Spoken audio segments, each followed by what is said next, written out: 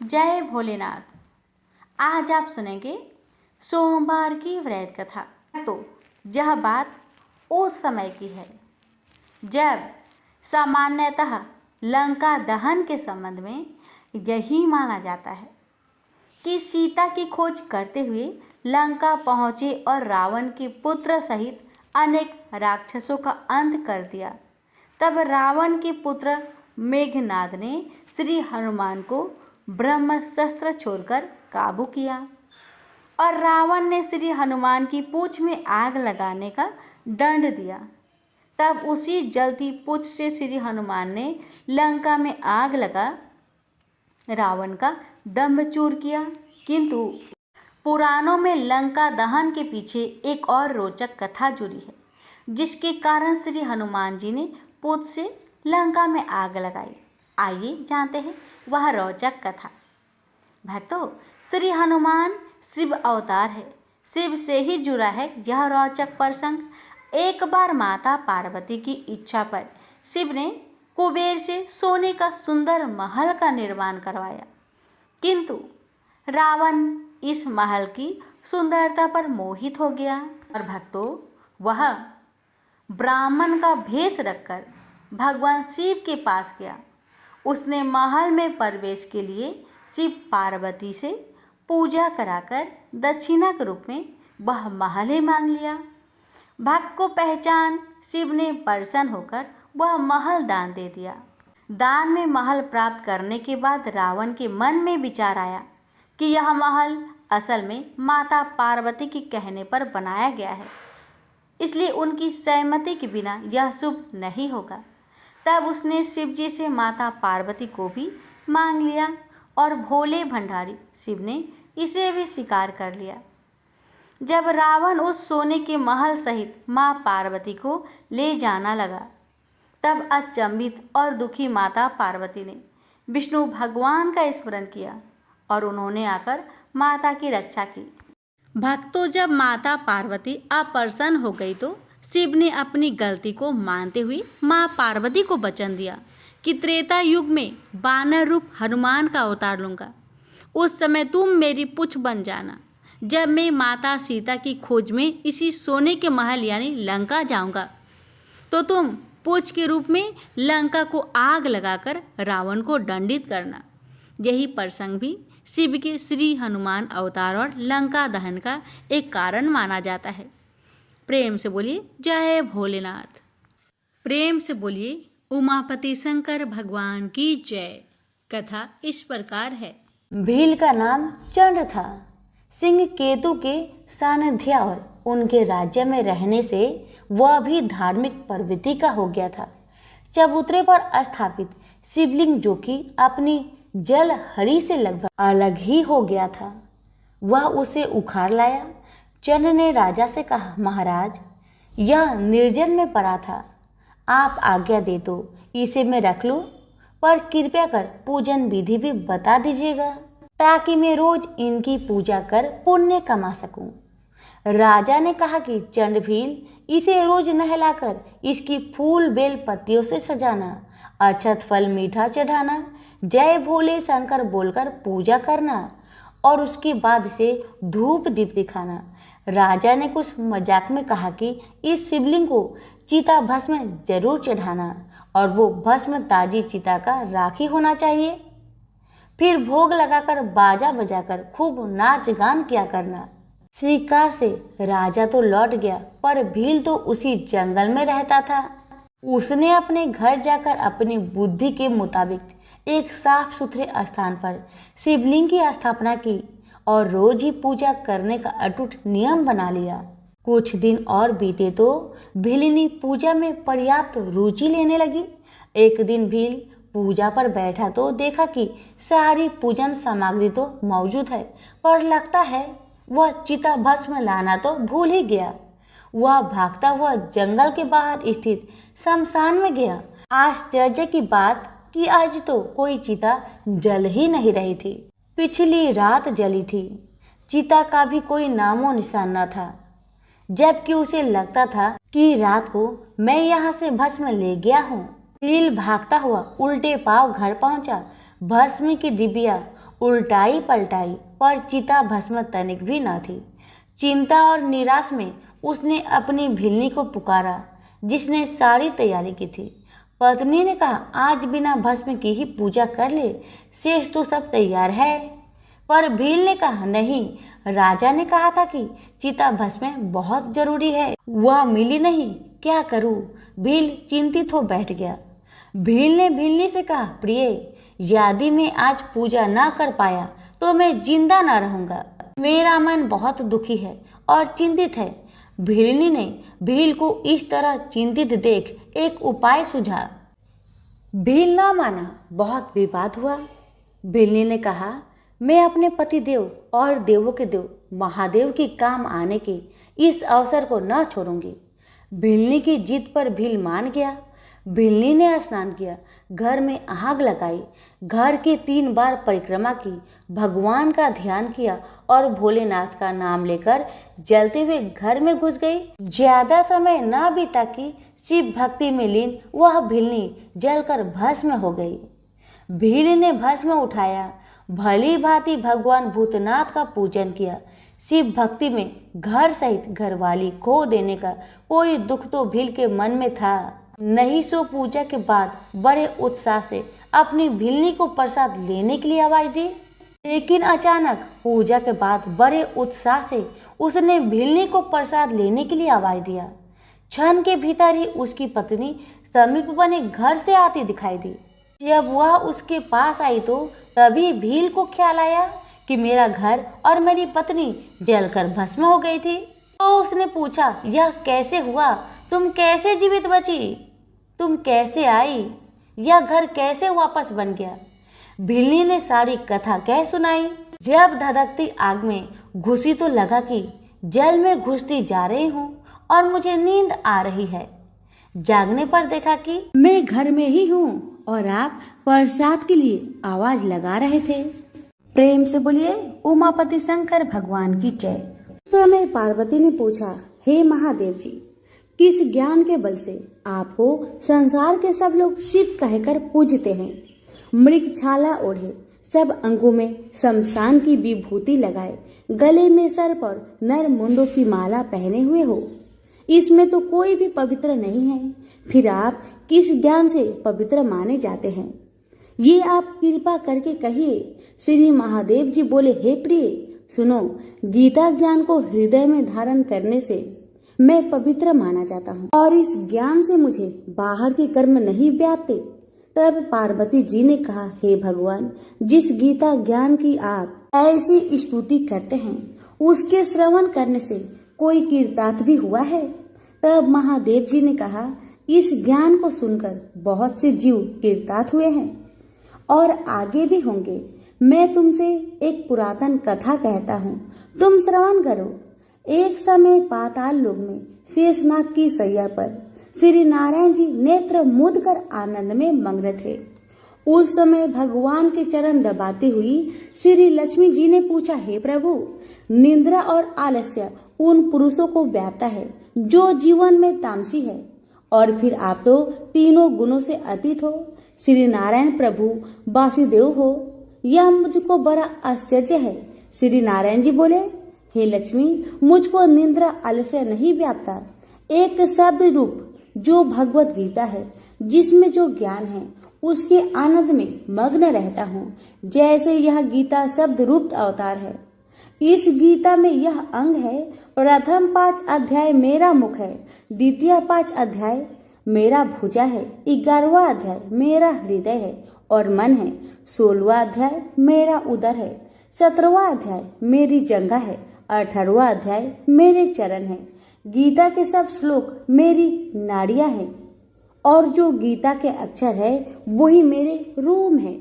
ऐसा मेरा शब्द रूपी जो गीता ज्ञान है, उसी के अर्थ में हृदय में विचार करता हूँ और शब्द आनंद को प्राप्त करता हूँ। लक्ष्मी जी बोली, हे श्री नारायण जी, जब श्री गीता ज्ञान को सुनकर बहुत से जीव कृतार्थ हुए हैं, सो तू श्रवण कर। शूद्र वर्ण का एक चांडाल था, तेल लवण का व्यापार करता था। एक दिन वह बकरी चराने को वन में गया और वृक्षों के पत्ते तोड़ने लगा। वहां उसे एक सर्प ने डस लिया, जिससे उसके तत्काल प्राण निकल गए। मरकर उसने बहुत नरक भोगकर बैल का जन्म पाया। उस बैल को एक भिक्षुक ने मोल लिया। वह भिक्षुक उस पर चढ़कर सारा दिन मांगता फिरता। जो कुछ भिक्षा मांगकर लाता वह अपने कुटुंब के साथ बैठकर खा लेता। वह बैल सारी रात द्वार पर बंधा रहता। उसके खाने पीने की कमी भी खबर न लेता। कुछ थोड़ा सा भूसा उसके आगे डाल देता। जब दिन चढ़े तो फिर बैल पर चढ़कर भीख मांगने निकल पड़ता। दिन गुजरते तो वह बैल भूख का मारा गिर पड़ा, किंतु प्राण नहीं निकले। नगर के लोग देखकर उसे कोई तीर्थ का फल दे, कोई व्रत का फल दे, पर उस बैल के प्राण नहीं छूटे। एक दिन गणिका आई। उसने लोगों से पूछा, यह कैसी भीड़ है?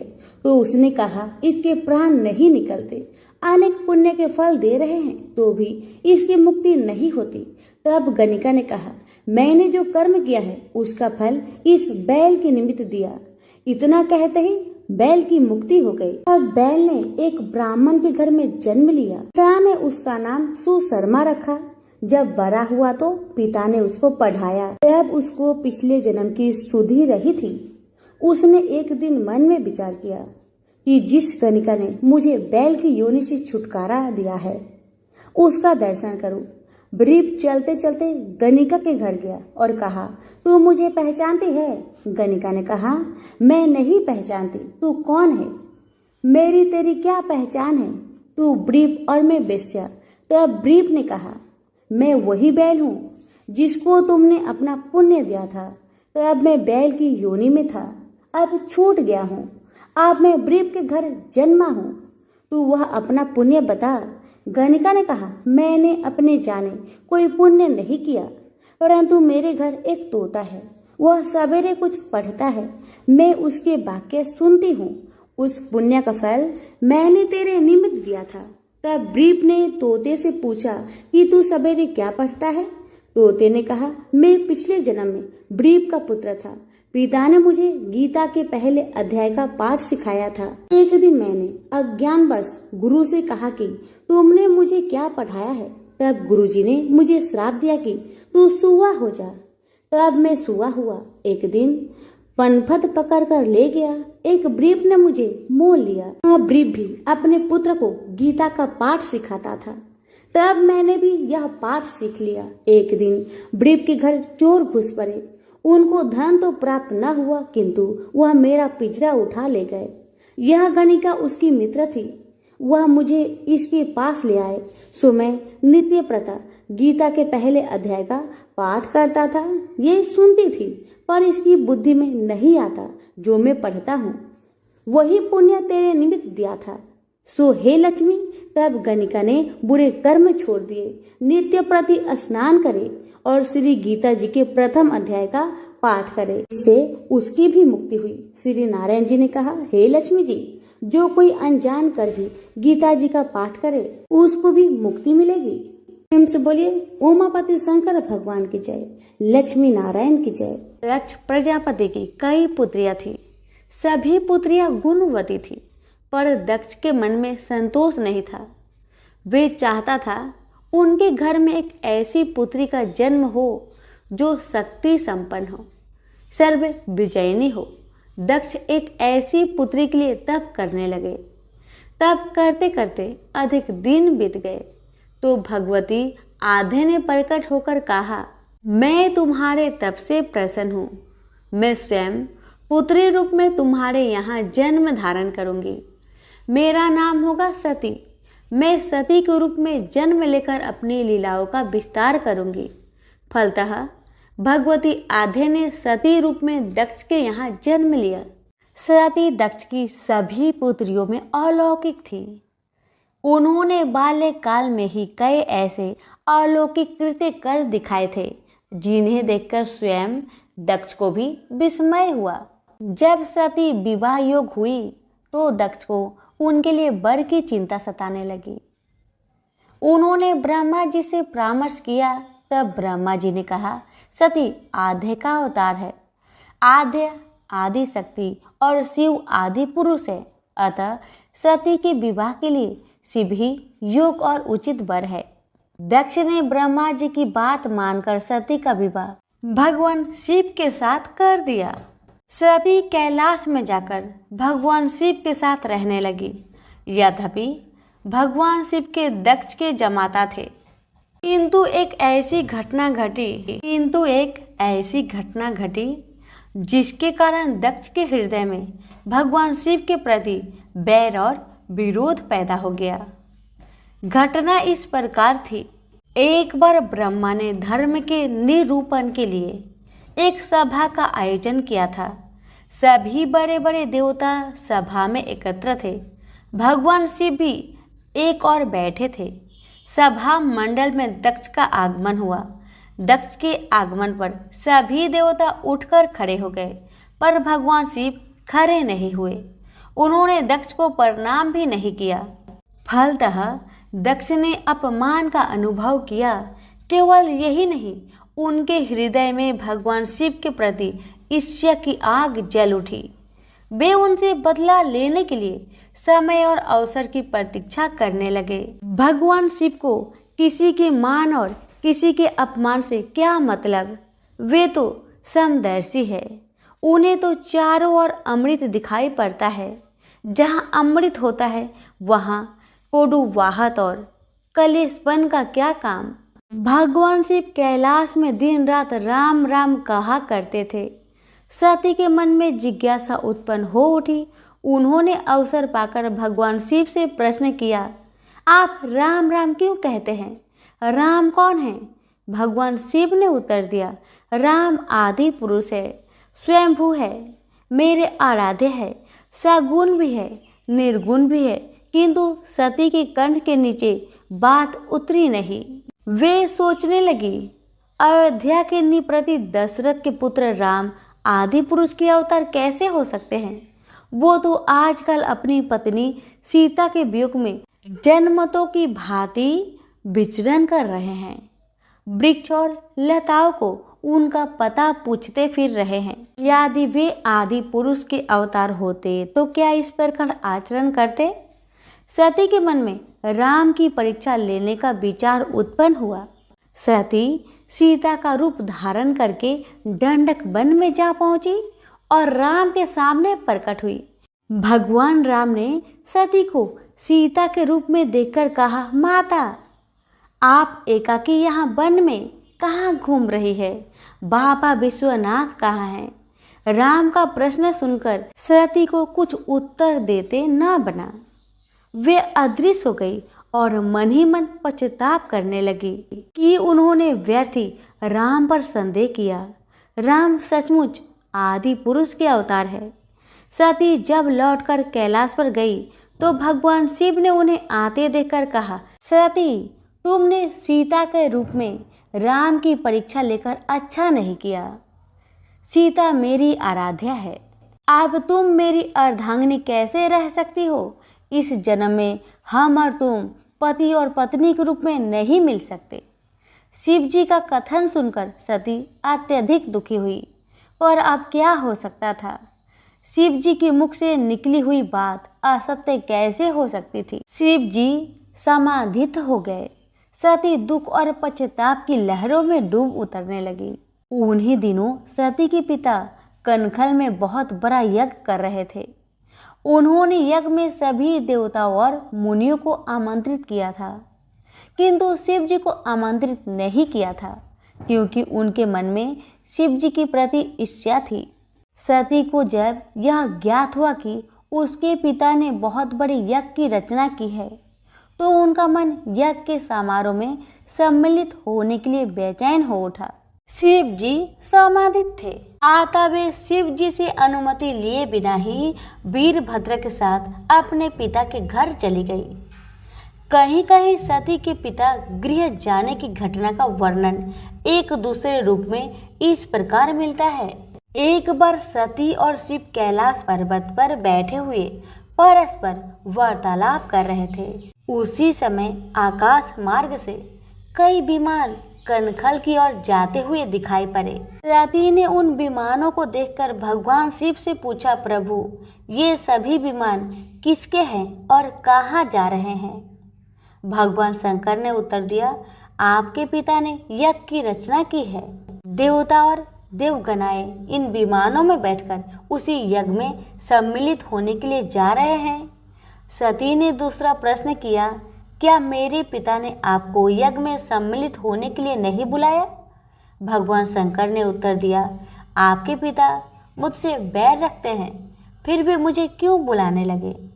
सती मन ही मन सोचने लगी, फिर बोली, यज्ञ के अवसर पर अवश्य मेरी बहनें आएंगी।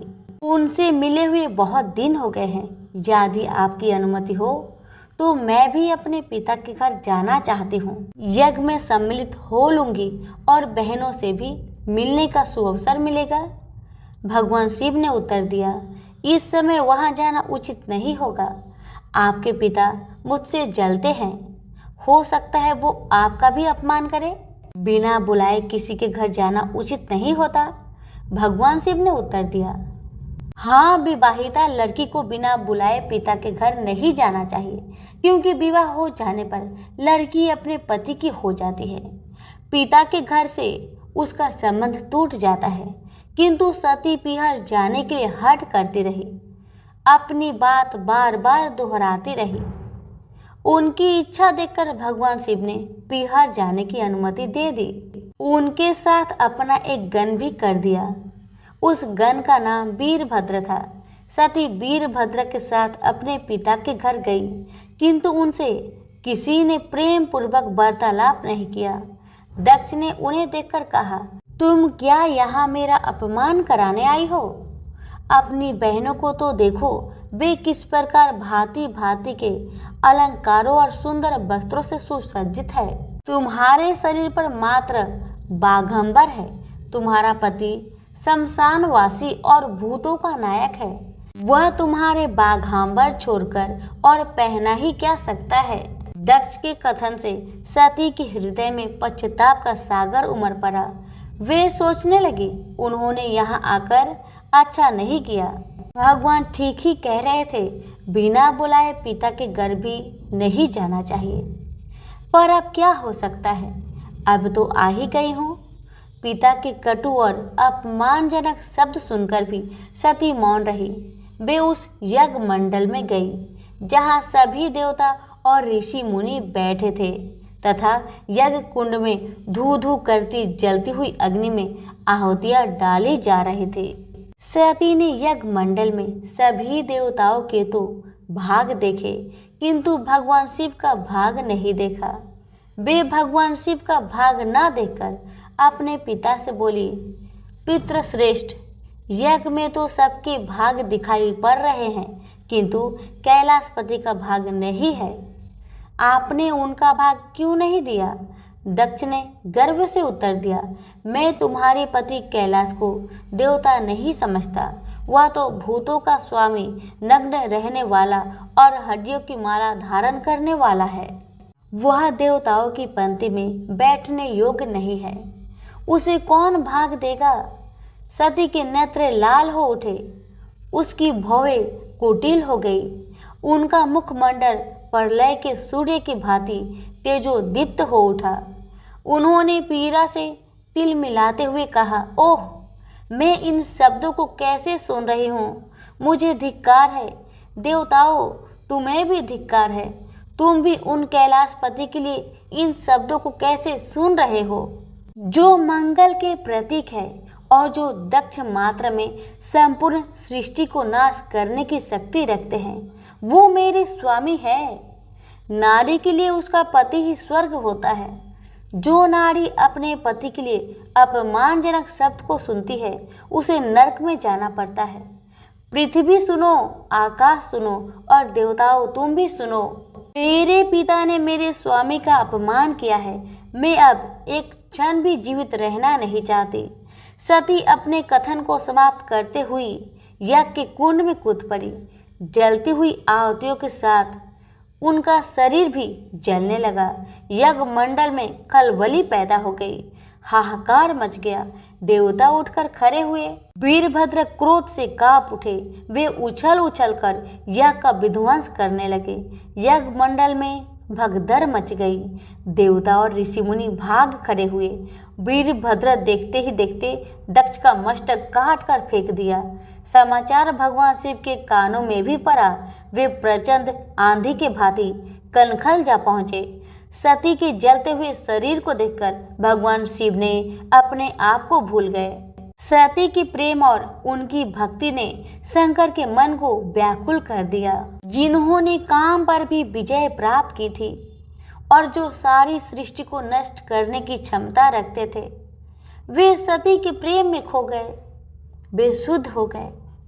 भगवान शिव ने जनमत की भांति सती के जले हुए शरीर को कंधे पर रख लिया। वे सभी दिशाओं में भ्रमण करने लगे। शिव और सती के इस अलौकिक प्रेम को देखकर पृथ्वी रुक गई, हवा रुक गई, जल का प्रवाह ठहर गया और रुक गई देवताओं की सांसें। सृष्टि व्याकुल हो उठी। सृष्टि के प्राणी पुकारने लगे, त्राहि माम, त्राहि माम। भयानक संकट उपस्थित देखकर सृष्टि के पालक भगवान विष्णु आगे बढ़े। वे भगवान शिव की बेसुधी में अपने चक्र से सती के एक एक अंग को काट काट कर गिराने लगे। धरती पर 51 स्थानों में सती के अंग कट कट कर गिरे। जब सती के सारे अंग कट कर गिर गए तो भगवान शिव पुनः अपने आप में आ गए।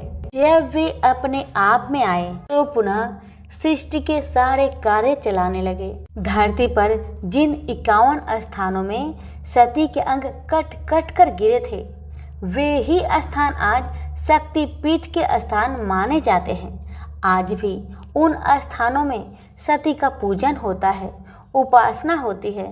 धन्य था शिव और सती का प्रेम। शिव और सती के प्रेम ने उन्हें अमर बना दिया, वंदनीय बना दिया। आप सुनिए, सती की किस भूल के कारण भोलेनाथ और सती का पति पत्नी के रूप में मिलन नहीं हुआ। भगवान शिव और सती माता पृथ्वी पर भ्रमण करते हुए महर्षि अगस्त्य के आश्रम में गए और उनके मुख से राम कथा सुनकर आत्मा विभोर हो उठे। कुछ दिन वहां रहने के बाद भगवान शिव और सती माता वापस कैलाश की ओर चल पड़े।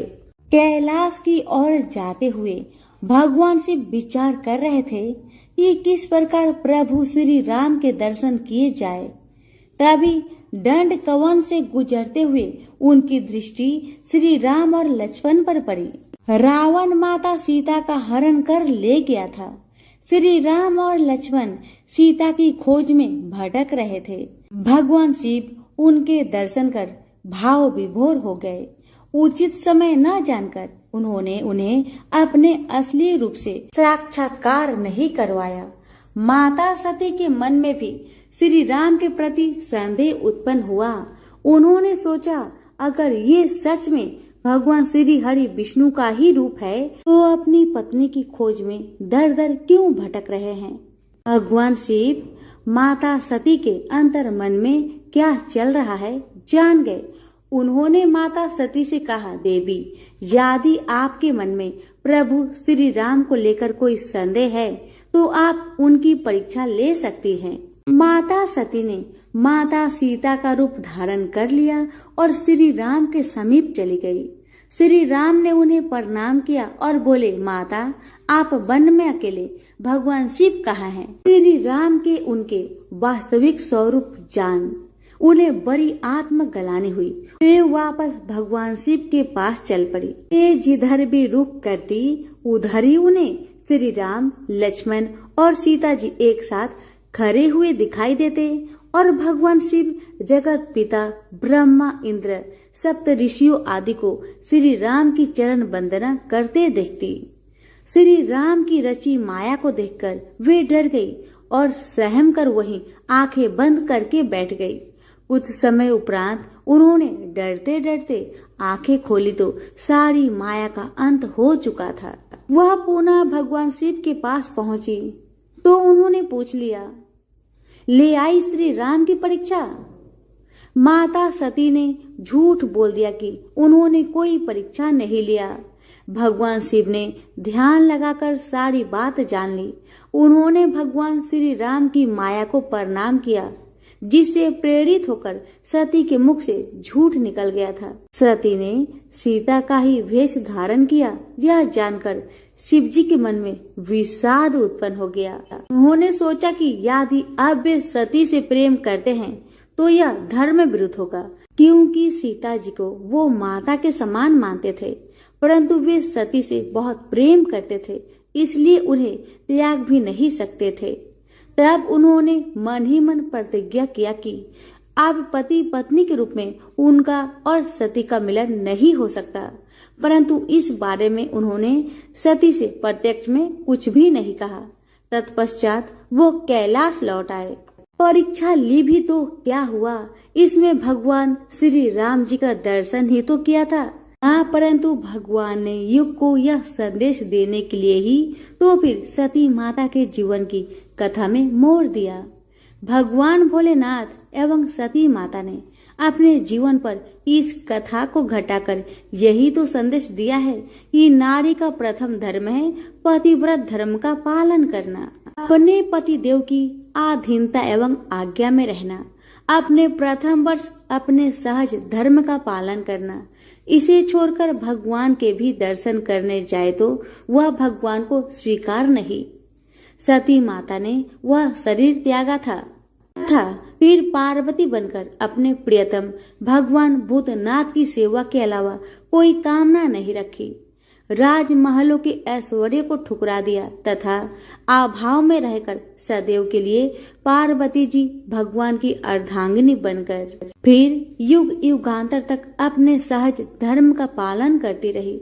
भगवान भोलेनाथ जी के पास चाहे संसार के कृत्रिम सुख सुविधाओं ऐश्वर्य का अभाव है, परंतु उनके पास प्रकृति रूप परमेश्वरी पार्वती जी सदा सदा निवास करती है। अब क्योंकि भगवान के पास भाव है, ब्रह्म भाव है, सच्चा, अच्छा और युग के अनुरूप प्रथम धर्म सहज धर्म के पालन का सहज भाव है, तभी तो भगवान भोलेनाथ भक्तों पर बड़ी जल्दी प्रसन्न हो जाते हैं, क्योंकि भक्तों का कल्याण करना भगवान का सहज धर्म है। सभी प्रेम से बोलिए उमापति शंकर भगवान की जय। ऋषि विश्वामित्र ने इस प्रकार कथा सुनाना आरंभ किया। पर्वतराज हिमालय की अत्यंत रूपवती, लावण्यमयी एवं सर्वगुण संपन्न 2 कन्याएं थी। सुमेरु पर्वत की पुत्री मैना इन कन्याओं की माता थी। हिमालय की बड़ी पुत्री का नाम गंगा तथा छोटी पुत्री का नाम उमा था। गंगा अत्यंत प्रभावशाली और असाधारण देवी गुणों से संपन्न थी। वह किसी बंधन को स्वीकार न कर मनमाने मार्गों का अनुसरण करती थी। उसकी इस असाधारण प्रतिभा से प्रभावित होकर देवता लोग विश्व के कल्याण की दृष्टि से उसे हिमालय से मांग कर ले गए। पर्वतराज की दूसरी कन्या उमा बड़ी तपस्विनी थी। उसने कठोर एवं असाधारण तपस्या करके महादेव जी को वर के रूप में प्राप्त किया। विश्वामित्र के इतना कहने पर राम ने कहा, हे भगवान, जब गंगा को देवता लोग सूर्यलोक ले गए तो वह पृथ्वी पर कैसे अवतरित हुई और गंगा को त्रिपथा क्यों कहते हैं? इस पर ऋषि विश्वामित्र ने बताया, महादेव जी का विवाह तो उमा के साथ हो गया, किंतु 100 वर्ष तक भी उनके किसी संतान की प्राप्ति नहीं हुई। एक बार महादेव जी के मन में संतान उत्पन्न करने का विचार आया। जब उनके इस विचार की सूचना ब्रह्मा जी सहित देवताओं को मिली तो वे विचार करने लगे कि शिव जी की संतान की तेज को कौन संभाल सकेगा। उन्होंने अपनी इस शंका को भगवान शिव जी के सम्मुख प्रस्तुत किया। उनके कहने पर अग्नि ने यह भार ग्रहण किया और परिमाण स्वरूप अग्नि के समान महान तेजस्वी स्वामी कार्तिकेय का जन्म हुआ। देवताओं के इस षड्यंत्र से उमा के संतान होने में बाधा पड़ी तो उन्होंने क्रोध होकर देवताओं को श्राप दे दिया कि भविष्य में वे कभी पिता नहीं बन सकेंगे। इस बीच सूर्यलोक में विचरण करती हुई गंगा से उमा की भेंट हुई। गंगा ने उमा से कहा कि मुझे सूर्यलोक में विचरण करते हुए बहुत दिन हो गए हैं, मेरी इच्छा है कि मैं अपनी मातृभूमि पृथ्वी पर विचरण करूं। उमा ने गंगा आश्वासन दिया कि वो इसके लिए कोई प्रबंध करने का प्रयत्न करेगी। वत्सराम, तुम्हारी ही अयोध्यापुरी में सागर नाम के एक राजा थे। उनके कोई पुत्र नहीं था। सागर की पटरानी कोसनी विदर्भ प्रांत के राजा की पुत्री थी। कोसनी सुंदर, धर्मात्मा और सत्यपरायण थी। सागर की दूसरी रानी का नाम सुमति थी, जो राजा अरिष्टनेमि की कन्या थी। दोनों रानियों को लेकर महाराज सागर हिमालय के भृगुप्रस्वन नामक प्रांत में जाकर पुत्र प्राप्ति के लिए तपस्या करने लगे। उनकी तपस्या से प्रसन्न होकर महर्षि भृगु ने उन्हें वर दिया कि तुम्हें बहुत से पुत्रों की प्राप्ति होगी। दोनों रानियों में से एक का केवल एक ही पुत्र होगा, जो कि वंश को आगे बढ़ाएगा। दूसरी के 60,000 पुत्र होंगे। कौन सी रानी कितने पुत्र चाहती है, इसका निर्णय वे स्वयं आपस में मिलकर कर ले। केसनी ने वंश को बढ़ाने वाले एक पुत्र की कामना की और गरुड़ की बहन सुमति ने 60,000 बलवान पुत्रों की। उचित समय पर रानी कोसनी ने असमंजस नामक पुत्र को जन्म दिया। रानी सुमति के गर्भ से एक तुम्बा निकला, जिससे फोड़ने पर छोटे छोटे 60,000 पुत्र निकले। उन सब का पालन पोषण घी के घरों में रखकर किया गया। काल चक्र बीतता गया और सभी राजकुमार युवा हो गए। सागर का ज्येष्ठ पुत्र असमंजस बड़ा दुराचारी था। उसे नगर के बालकों को सरयू नदी में फेंककर उन्हें डूबते हुए देखने में बड़ा आनंद आता था। इस दुराचारी पुत्र से दुखी होकर सागर ने उसे अपने राज्य से निर्वासित कर दिया। असमंजस के अंशुमान नाम का एक पुत्र था।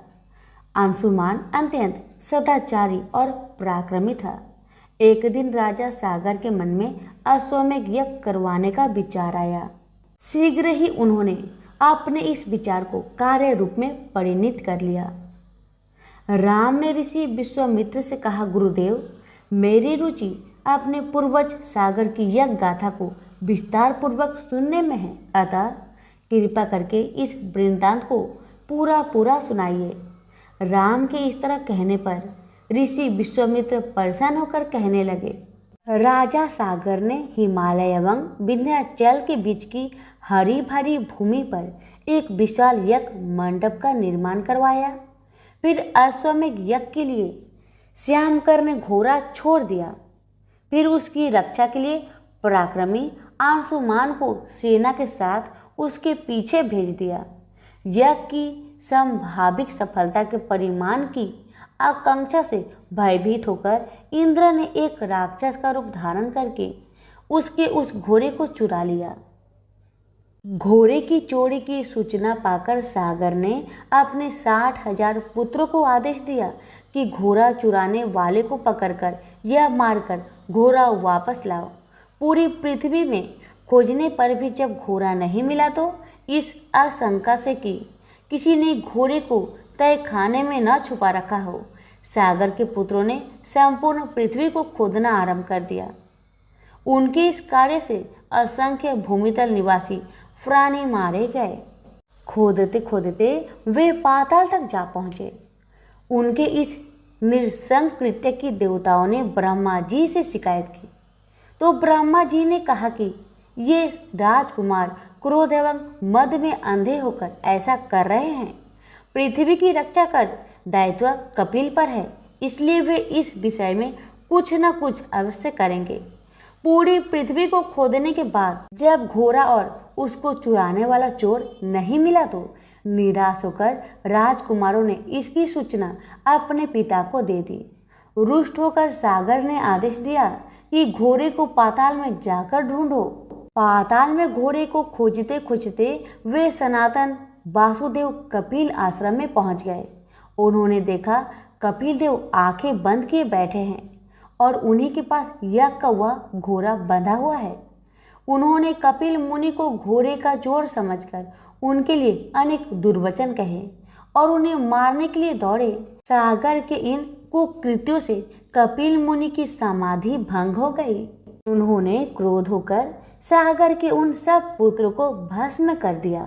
जब महाराज सागर को बहुत दिनों तक अपने पुत्र की सूचना नहीं मिली तो उन्होंने अपने तेजस्वी पौत्र अंशुमान को अपने पुत्रों के साथ घोड़े का पता लगाने के लिए आदेश दिया। वीर अंशुमान शस्त्र शास्त्रों से सुसज्जित होकर उसी मार्ग से पाताल की ओर चल पड़ा जिसे उसके चाचाओं ने बनाया था। मार्ग में जो भी पूजनीय ऋषि मुनि मिले उनका यथोचित सम्मान करके अपने लक्ष्य के विषय में पूछता हुआ उस स्थान तक पहुंच गया जहां पर उसके चाचाओं के भस्मीभूत शरीर की राख पड़ी थी और पास ही यज्ञ का घोड़ा चर रहा था।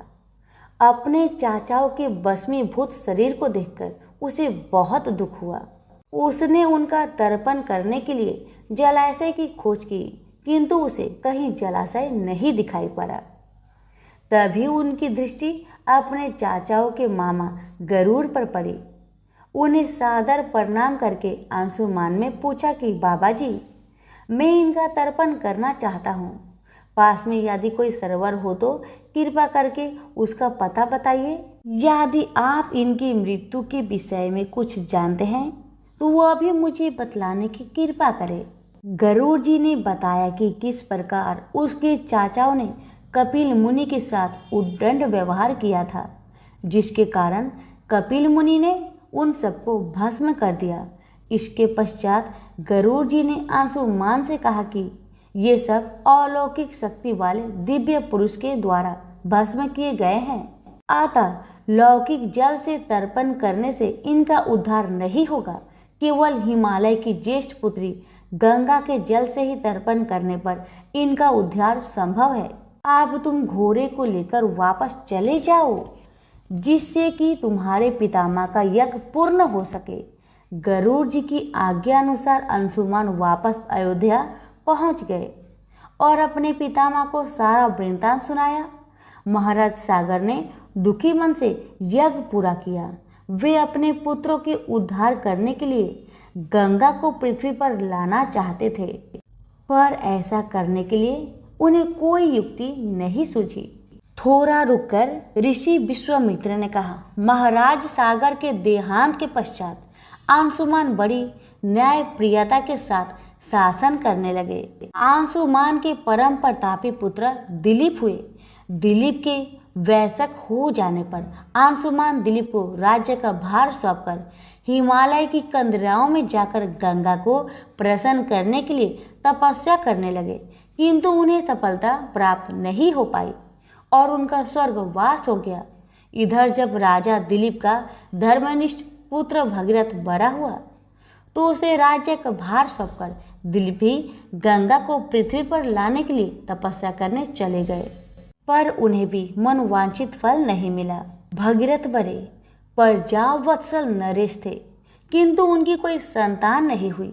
इस पर वे अपने राज्य का भार मंत्रियों को सौंपकर स्वयं गंगा अवतरण के लिए गोकर्ण नामक तीर्थ में जाकर कठोर तपस्या करने लगे। उनकी अभूतपूर्व तपस्या से प्रसन्न होकर ब्रह्मा जी ने उन्हें वर मांगने के लिए कहा। भगीरथ ने ब्रह्मा जी से कहा कि हे प्रभु, यदि आप मुझ पर प्रसन्न हैं तो मुझे यह वर दीजिए कि सागर के पुत्र को मेरे प्रयत्नों से गंगा का जल प्राप्त हो जाए, जिससे उनका उद्धार हो सके। इसके अतिरिक्त मुझे संतान प्राप्ति का भी वर दीजिए ताकि इक्ष्वाकु वंश नष्ट ना हो सके। ब्रह्मा जी ने कहा, संतान का तेरा मनोरथ शीघ्र ही पूर्ण होगा, किंतु तुम्हारे मांगे गए प्रथम वरदान को देने में कठिनाई यह है कि जब गंगा जी का वेग के साथ पृथ्वी पर अवतरित होगी तो उनके वेग को पृथ्वी संभाल नहीं सकेगी। गंगा जी के वेग को संभालने की क्षमता महादेव जी के अवतरित किसी में भी नहीं है, इसलिए तुम्हें महादेव जी को प्रसन्न करना होगा। इतना कहकर ब्रह्मा जी अपने लोक को चले गए। भागीरथ ने साहस नहीं छोड़ा। वे 1 वर्ष तक पैर के अंगूठे के सहारे खड़े होकर महादेव जी की तपस्या करते रहे। केवल वायु के अतिरिक्त उन्होंने किसी अन्य वस्तु का भक्षण नहीं किया। अंत में इस महान भक्ति से प्रसन्न होकर महादेव जी ने भगीरथ को दर्शन देकर कहा कि हे भक्त, तेरी मनोकामना पूरी करने के लिए गंगा जी को अपने मस्तक पर धारण करेंगे। इसकी सूचना पाकर विवश होकर गंगा जी को सूर्यलोक का परित्याग करना पड़ा। उस समय वे सूर्यलोक से कहीं जाना नहीं चाहती थी, इसलिए वे यह विचार करके कि मैं अपने प्रचंड वेग से शिव जी को बहाकर पाताल लोक ले जाऊंगी, वे भयानक वेग से शिव जी के सिर पर अवतरित हुई। गंगा के इस वेगपूर्ण अवतरण से उनका अहंकार शिव जी से छुपा न रहा। महादेव जी ने गंगा की वेगवती धाराओं को अपने जटाजूट में उलझा लिया। गंगा जी ने अपने समस्त प्रयत्नों के बाद भी महादेव जी की जटाओं से बाहर न निकल सके। गंगा जी को इस प्रकार शिव जी की जटाओं में विलीन होते देख भगीरथ ने फिर शंकर जी की तपस्या की। भगीरथ के इस तपस्या से प्रसन्न होकर भगवान शंकर ने गंगा जी को हिमालय पर्वत पर स्थित बिंदुसर में छोड़ा। छूटते ही गंगा जी 7 धाराओं में बट गई। गंगा जी की 3 धाराएं हैद्रिनी, पावनी और नलिनी पूर्व की ओर प्रवाहित हुई। सुचक्षु, सीता और सिंधु नाम की 3 धाराएं पश्चिम की ओर बही और 7वीं धारा महाराज भगीरथ के पीछे पीछे चली। जिधर जिधर भगीरथ जाते थे उधर उधर ही गंगा जी जाती थी। स्थान स्थान पर देव, यक्ष, किन्नर, ऋषि मुनि आदि उनके स्वागत के लिए एकत्रित हो रहे थे। जो भी उस जल का स्पर्श करता था भव बाधाओं से मुक्त हो जाता था। चलते चलते गंगा जी उस स्थान पर पहुंची जहां ऋषि जहनु यज्ञ कर रहे थे। गंगा जी ने अपने वेग से उनकी यज्ञशाला को संपूर्ण सामग्री के साथ बहाकर ले जाने लगी। इससे ऋषि को बहुत क्रोध आया और उन्होंने क्रोध होकर गंगा का सारा जल पी लिया। यह देखकर समस्त ऋषि मुनियों को बड़ा विस्मय हुआ और वे गंगा जी को मुक्त करने के लिए उनकी स्तुति करने लगे। उनकी स्तुति से प्रसन्न होकर जहन्नु ऋषि ने गंगा जी को अपने कानों से निकाल दिया और उन्हें अपनी पुत्री के रूप में स्वीकार कर लिया। तब से गंगा जाह्नवी कहलाने लगी। इसके पश्चात वे भगीरथ के पीछे पीछे चलते समुद्र तक पहुंच गई और वहां से सागर के पुत्रों का उद्धार करने के लिए रसातल में चली गई। उनके जल के स्पर्श से भस्मीभूत हुए सागर के पुत्र निष्पाप होकर स्वर्ग को चले गए। उस दिन से गंगा के 3 नाम हुए, त्रिपथ गंगा, जाह्नवी और भागीरथी। तो प्रेम से बोलिए गंगा मैया की जय। प्राचीन काल में रत्नभद्र नाम से प्रसिद्ध एक धर्मात्मा यक्ष गंधमादन पर्वत पर रहता था।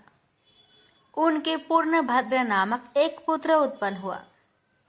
अंत में अनेक भोगों को भोगकर उस रत्नभद्र ने शिव ध्यान परायण हो परम शांत शिवलोक को प्राप्त किया।